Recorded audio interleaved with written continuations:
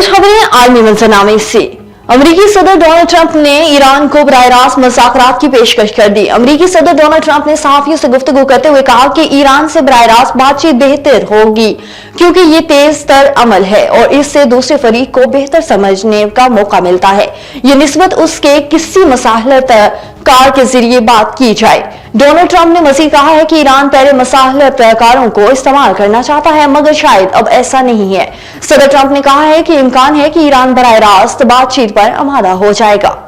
और भारतीय वज़ीर आज़म नरेंद्र मोदी की बांग्लादेश के अबूरी रहनुमा डॉक्टर मोहम्मद यूनुस से मुलाकात हुई। मोदी ने बांग्लादेश के साथ जमहूरी पायदार और पुरअमन ताल्लुकात पर जोर देते हुए कहा कि हमारा रवैया अवाम पर मरकूज होना चाहिए जो दोनों मुल्कों के अवाम को बराह रास्त फायदा पहुंचाए।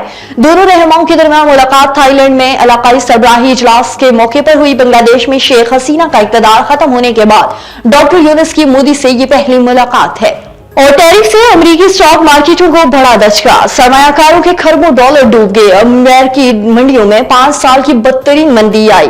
नेस्टिक में 6%, S&P 500 में 5% ग्राउंड हुई। डाउ जोन्स में 1669 पॉइंट्स की कमी हुई। अमेरिका समेत दुनिया भर में नई कसादबाजी का खदशा पैदा किया गया। आलमी मालियाती अदारों में शदीद दबाव का शिकार हो गए। आलमी सतह पर तेल की कीमतें मजीद गिर गई हैं।